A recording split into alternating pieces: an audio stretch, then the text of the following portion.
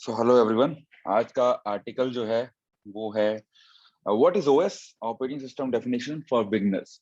तो जो लोग ये वीडियो पहली बार देख रहे हैं उनको बता दूं कि अगर आपको पास टाइम नहीं है तो आप इसे स्किप कर सकते हैं, बिकॉज इसमें सिर्फ हम आर्टिकल रीड करते हैं, जज करते हैं हिंदी में कन्वर्ट करके कि कितने इजीली उसको लिखा गया है।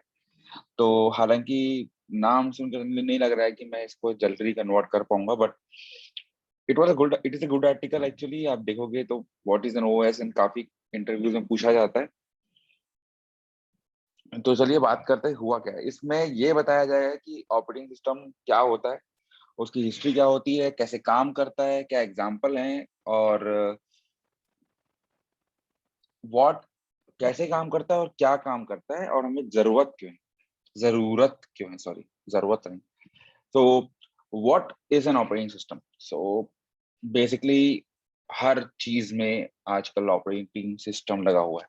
ठीक है, आप कोई भी फंक्शनैलिटी चाहते हैं उसके लिए लगा हुआ है। और तो ये ऐसा सॉफ्टवेयर रहता है जो कि कंप्यूटर के हार्डवेयर और सॉफ्टवेयर रिसोर्सेज को मैनेज करके एक कॉमन सर्विस प्रोवाइड करता है कंप्यूटर प्रोग्राम्स को। सिंपलर टर्म में ये हमारा ब्रोकर है, हम यूजर और मशीन के बीच में। तो नाउ दैट वी नो, चलिए आगे बढ़ते हैं। हिस्ट्री उतनी इंपॉर्टेंट नहीं है, शायद स्किप कर सकते हैं, बट मैं पढ़ूंगा। तो फर्स्ट कंप्यूटर में ऑपरेटिंग सिस्टम होते नहीं थे। तो ये जो प्रोग्राम्स इन कंप्यूटर में चलते थे उसमें वो कोड भी रहता था कि कैसे चलेंगे, कैसे दूसरे हार्डवेयर से बात करेंगे, क्या कैलकुलेशन होगा, और प्रोग्राम क्या कैसे करना चाहिए। तो बेसिकली काफी कॉम्प्लेक्स था। तो इन चैलेंजेस के कारण जो सेंट्रल मशीन्स के जो ओनर्स हैं उन लोगों ने खुद का जो सॉफ्टवेयर डेवलप करना चालू किया जो ये रीडिंग और राइटिंग और एग्जीक्यूशन और प्रोग्राम्स को काम कर सके। इससे चालू हुआ पहला ऑपरेटिंग सिस्टम। तो जो पहला ऑपरेटिंग सिस्टम था वो 1956 में जनरल मोटर्स द्वारा बनाया गया था, और ये एक सिंगल आईबीएम सेंट्रल कंप्यूटर पे चलता था। 1960 में आपको पता है कि आईबीएम ने अपने ऑपरेटिंग सिस्टम मैन्युफैक्चर करना चालू कर दिए। सो नाउ क्या हुआ कि जो फर्स्ट वर्जन था वो यूनिक्स का वो डेवलप किया गया था 60s में। ये सी प्रोग्रामिंग लैंग्वेज में लिखा गया था और रेडली अवेलेबल था और काफी वाइडली यूज करने जा चुका। फिर अपने आए एप्पल ओएस और डिफरेंट वर्जन ऑफ लाइनक्स आए जो कि अभी भी यूनिक्स ओएस पे काम करते हैं। माइक्रोसॉफ्ट ने पहला जो डेवलप किया था ओएस वो पर्सनल कंप्यूटर में रन कर सकता था।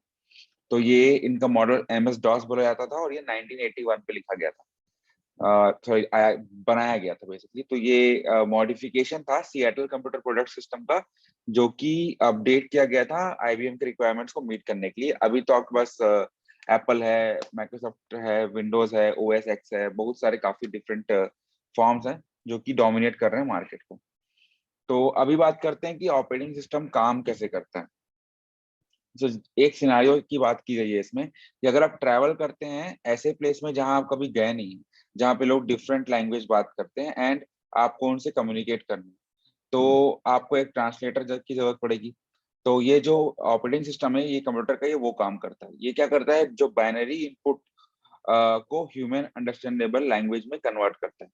ठीक है, तो बिना ओएस के हर प्रोग्राम्स को एक माध्यम चाहिए या मीन्स चाहिए कि कैसे कंप्यूटर कंपोनेंट या हार्डवेयर को हैंडल करे। इसका मतलब ये है कि उनको एक मेथड चाहिए रहेगा जो एक्सेप्ट करे जो कि मैं टाइप कर रहा हूँ, यूजर कीबोर्ड या माउस या प्रिंटिंग डॉक्यूमेंट रीड राइट सबको, और फिर वो कम्युनिकेट करे पूरे डिफरेंट डिफरेंट लोगों से, है ना। तो ये काफी बड़ा कॉम्प्लेक्स और हैवी प्रॉब्लम था। इसलिए मेन पर्पस जो है ऑपरेटिंग सिस्टम का, ये ऑर्गेनाइज करता है, कंट्रोल करता है सॉफ्टवेयर एंड हार्डवेयर चीजों को, और फ्लेक्सिबल वे दे देता है ताकि एक प्रिडिक्टेबल वे पे काम करे। अब टाइप्स में आते हैं। तो पहला होता है रियल टाइम ऑपरेटिंग सिस्टम। सो ये क्या करता है कि मैक्सिमम टाइम देता है हर क्रिटिकल ऑपरेशन को, मतलब जो परफॉर्म होता है। तो एज अ रिजल्ट क्या होता है कि ऑपरेटिंग सिस्टम को गारंटी करना रहता है कि जो इवेंट है वो एक गिवन टाइम पे परफॉर्म करेगा। सो ये सिस्टम से क्या होता है कि मल्टीटास्किंग होती है, और उनके पास एक स्पेशल एल्गोरिदम है जो शेड्यूलिंग का प्लेस करते हैं कि कब आपको उस फर्स्ट टास्क से सेकंड टास्क में मूव करना है, so that deadline and priorities meet हो सके। तो examples of real time operating system जो है आपका air traffic control, weapon control, industrial control system and controlling machinery. Multi programming operating system क्या होते हैं? तो ये कभी कभार मल्टीटास्किंग ऑपरेटिंग सिस्टम के नाम से भी बोले जाते हैं, बिकॉज ये 2 और मोर प्रोसेस एक साथ चला सकते हैं। इसका मतलब ये है कि 2 या 2 से ज्यादा प्रोसेस का जो डेटा है वो प्राइमरी मेमोरी में एक टाइम पे रह सकता है। एंड इनका मेन गोल जो रहता है, जो रिसोर्स यूटिलाइजेशन और सिस्टम थ्रूपुट, मतलब जो प्रोग्राम को चालू करके बंद करने का जो पूरा सिस्टम है वो जल्दी हो।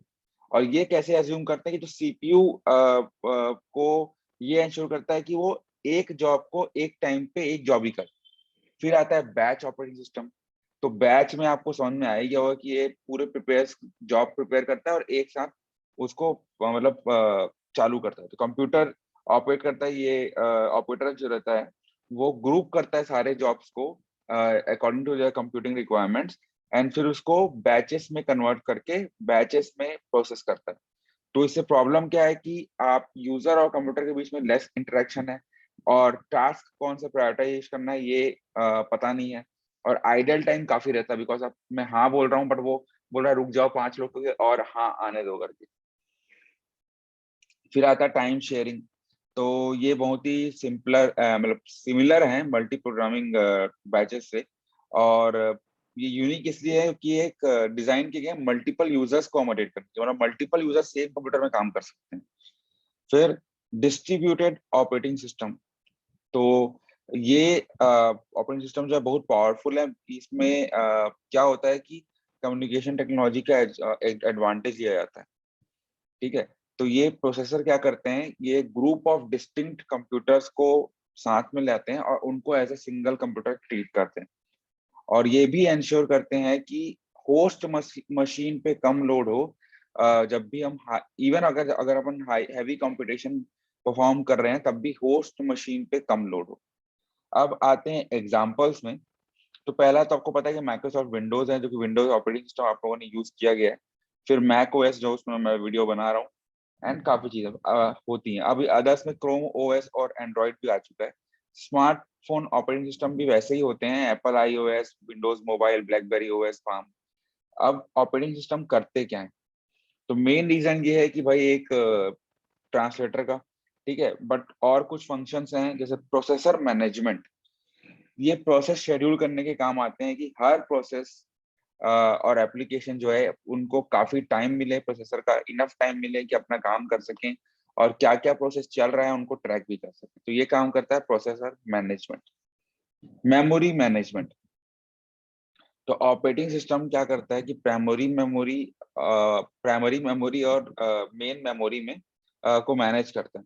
तो उसमें क्या है कि वो मेमोरी को एलोकेट करता है जब कोई प्रोसेस उसको रिक्वेस्ट कर रहा है तो, और जैसे ही प्रोसेस खत्म होता है तो उसको टर्मिनेट कर देता है। और ये प्राइमरी मेमोरी का भी ट्रैक रखता है। फिर आता है डिवाइस मैनेजमेंट। तो ये बेसिकली भाई आपके कितने डिवाइसेस कनेक्टेड हैं सिस्टम से उसको मैनेज करता है। एक प्रोग्राम बताता है जो भैया हर डिवाइस का इनपुट एंड आउटपुट कंट्रोलर को मतलब रिस्पॉन्सिबल हो। फिर ये सर्टेन डिवाइस पे डिसाइड करता है कि ये डिवाइस कब तक एक्सेस कर सकती है, क्या एक्सेस कर सकती है, कितने टाइम तक एक्सेस कर सकती है। फिर एक एफिशिएंट इफेक्टिव वे देता है ताकि आप डिवाइस को मतलब लोकेट कर सकें, एलोकेट कर सकें और डीलोकेट कर सकें जब उनको जरूरत नहीं है। फिर आता है फाइल मैनेजमेंट। आप जितने फाइल्स रखे हैं वो स्टोर करता है। जॉब शेड्यूलिंग का काम करता है। एरर हैंडलिंग का काम करता है। फिर वही बात है, ऑपरेटिंग सिस्टम का एडवांटेज क्या है कि आप रिसोर्स शेयर कर सकते हो, आप वीडियोस, एप्स, इमेजेस कर सकते हो। एक आपकी सिक्योरिटी रहती है, यूजर फ्रेंडली यूआई मिलता है। बेसिकली आप हर चीज लाइक आप हर चीज टर्मिनल से ओपन नहीं करते हो, राइट? तो आप simply zoom, you can open zoom from terminal, you can everything you can do from terminal, but there is a double click icon which is always in place, and multitasking. Disadvantages are there like cost, virus attacks are there, complexities is there because जिनके पास language नहीं है वो थोड़ा develop करने के लिए difficulty जाती है, सिस्टम फेलियर भी होता है। अब आपको चूज कैसे करना है? पहले आपको 3 चीज देखनी है। हार्डवेयर कॉन्फ़िगरेशन कि आपको कैसे कॉन्फ़िगरेशन चाहिए, आपको क्या चीजें चाहिए। फिर कॉस्ट एंड सपोर्ट कि Mac generally cost more than other, it is possible to get cheaper और फ्रीयर वर्जन बट आपको सपोर्ट के लिए दिक्कत जाएगी। फिर यूजर फ्रेंडली और जीयूआई आपका अच्छा होना चाहिए। Wrapping up, I think we are done. It was a good small tweet. I think ऐसा कुछ भी कुछ बड़ा कुछ नहीं दिया था इसमें, which I didn't know. But it's good because I think it's we know all these things, right? So ठीक है, चलो फिर आज का कॉल खत्म करते हैं. यार ये स्टॉप शेयर कर दूंगा तो हाँ, okay okay, sorry sorry, bye.